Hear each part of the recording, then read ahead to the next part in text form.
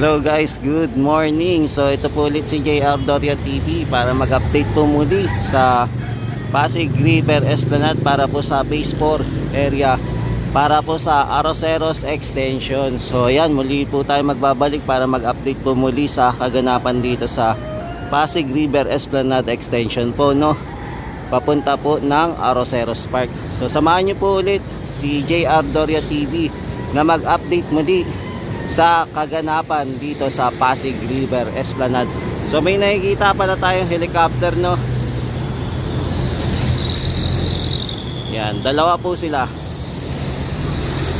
So tara na guys, let's go. Ikot-ikot na tayo.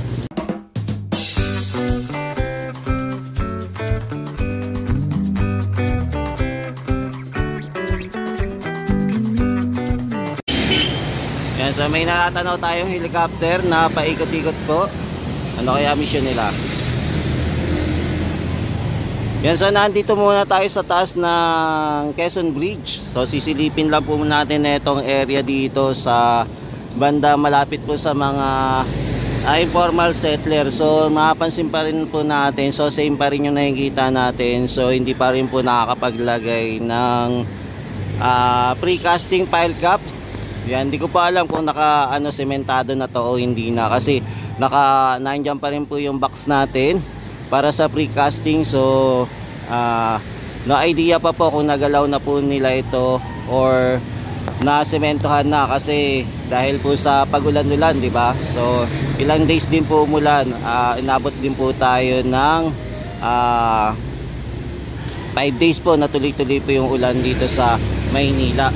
So ito po yung ngayon yung pangyayari. So mapapansin po rin natin yung itong mga pilote lang po. And then mataas din po ngayon ang tubig dito sa Pasig River Esplanade. Yan, buti na lang po gumanda na po yung panahon natin, no.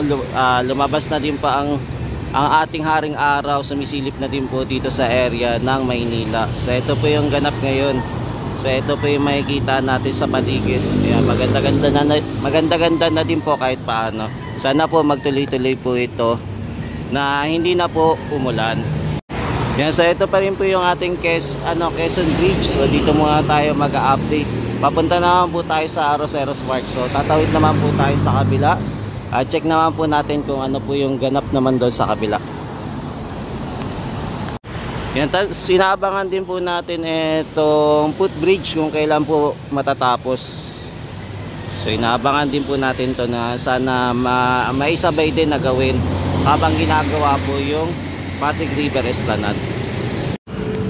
Yan, dito naman po tayo sa kabilang side naman po ng Pasig River Esplanade. Kung mapapansin nyo po, medyo malayo-layo na din po yung mga nabaon po nilang pilote dito sa area, no?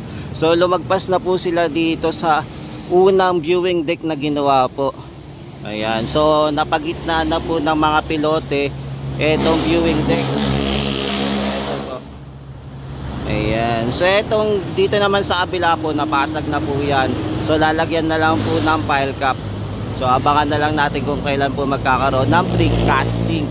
Tapos dito naman po mapapansin naman po natin sa unahan, etong tuloy-tuloy pa rin na construction po. So panibago na naman pong pilote na ibabaw na naman po nila. So panibago na naman pong steel beam.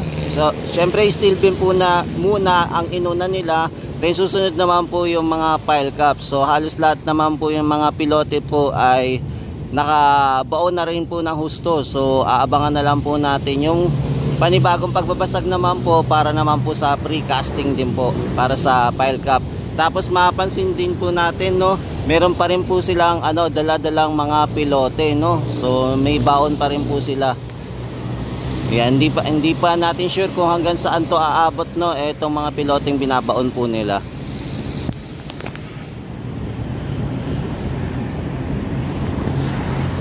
Yan, for the meantime, wala pa po tayo nakikitang gumagawa dito sa area. So baka mamaya-maya pa po, dahil gumaganda na din naman yung panahon. So hoping magtuloy-tuloy na. Pero mapapansin pa rin po natin yung mga ulap. Ayan, medyo madilim-dilim pa rin po, no, sa paligid. Pero hoping na magtuloy-tuloy na po yung magandang sikat ng araw, no. Pero hoping pa rin. Pero ayan, kung mapapansin nyo po, medyo madilim pa rin po sa area. Yan, kung mapapansin pa rin nyo po, nandito pa rin po yung dalawang boat tag natin, tapos dalawang barge. Tapos may mapapansin pa rin po kayo na may laman pa rin pong pilote, yung kulay orange na barge. Tapos nandito pa rin naman po yung crane natin, no? Ayan, kaya lang for the meantime, wala pa tayong nakikitang trabahador na gumagawa ngayon. So pwede pong pahinga po muna ngayon dahil araw po ng Sabado. Pero tignan na lang natin. Pero may napapansin din pa rin tayo nag-iikot dito sa area. Yan, so ito muna yung quick update natin dito sa area, dito sa part naman po ng Arroceros. So ito po yung nakikita natin na tanaw. So ito po yung mga kaganapan dito sa area. Yan, so dito naman tayo sa other side po ng Quezon Bridge. Yan, so dito muna tayo ulit sumilip.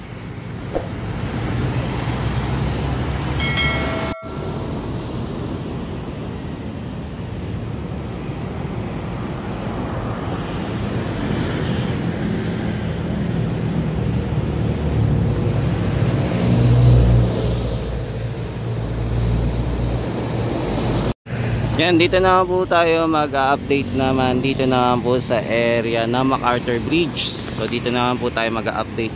So ito po yung MacArthur Bridge natin. Yan, so dito naman po tayo sisilip sa ginagawa pa rin po Pasig River Esplanade dito sa area. So dito muna tayo titingin-tingin kung ano na po yung update naman dito sa unang esplanade po na ginawa, yung boardwalk. Yan, so dito naman sa may MacArthur Bridge, matanaw po natin itong mga pilote na may pile cap na po. So yan, nag-aabang pa rin po tayo kung kailan po ito magkakaroon ng precasting. So abangan po natin kung kailan.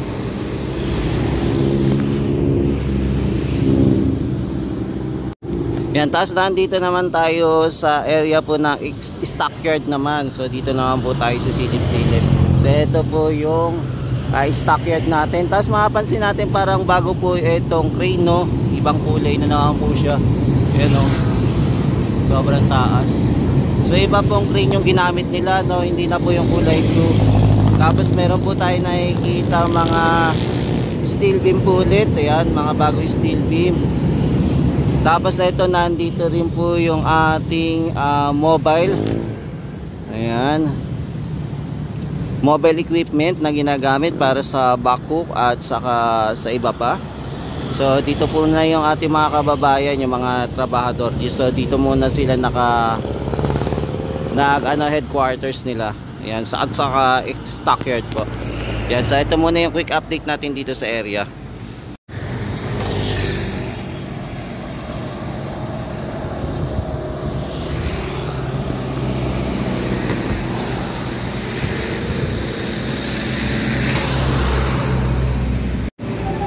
Yan, so dito naman po tayo sisilip sa kabilang side naman po ng Pasig River Esplanade. So dito naman po tayo mag-update. Yan, so ito po ay malapit pa rin po sa Manila Central Post Office. Tapos good news din po pala, no, itong Manila Central Post Office pala ay gagawin na rin po, no. So abangan natin kung kailan po sila magsisimula para pagandahin po ulit itong ating magandang Manila Central Post Office na i-connect po pala dito sa Pasig River Esplanade. So magiging maganda po ang view nito. So hoping nakita nyo na po yung magandang picture nito. Napagagandahin po. So ayan, mag-aabang tayo, lilibutin natin kung ano magiging itsura nito. Ayan, i-post din natin, ikot-ikot tayo at magkaroon po ng idea kung gaano po kaganda yung gagawin dito sa Manila Central Post Office. Tapos ito naman po yung ating update pa rin. So yeah, may nakapansin na rin po tayo, mukhang may gagawa na din po sa area na to. So nakapansin din po natin mga guys, no, naglagay na po sila ng precasting para po naman sa railings dito sa baluster po. Ayan, kung makapansin nyo po, di ba, na inaayos na po nila, mukhang tatapusin na po nila yung naunang boardwalk at saka baluster na nilalagay dito. Tapos dito din po naman sa kabila, ayan, no. Ayan, so ayan, naayos na din po nila. So naglagay na din po sila ng pre-casting din po. Ayan, oh. So meron na po tayong mapapansin na pang naka-layout po. So ito po yung ito po yung ganap ngayon. So sa ngayon po wala pa tayong napapansin kung kailan nila tatapusin ito, no, kung kailan po magiging concrete na. So abangan po natin. So silip-silip pa rin tayo dito, ikot-ikot dito sa area ng Pasig River Esplanade, dito malapit po sa Manila Central Post Office.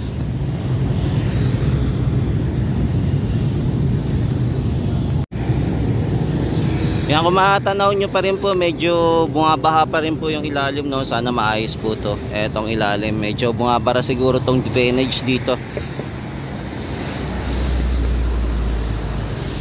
Yan, so ito pa rin po yung paligid ng Binondo.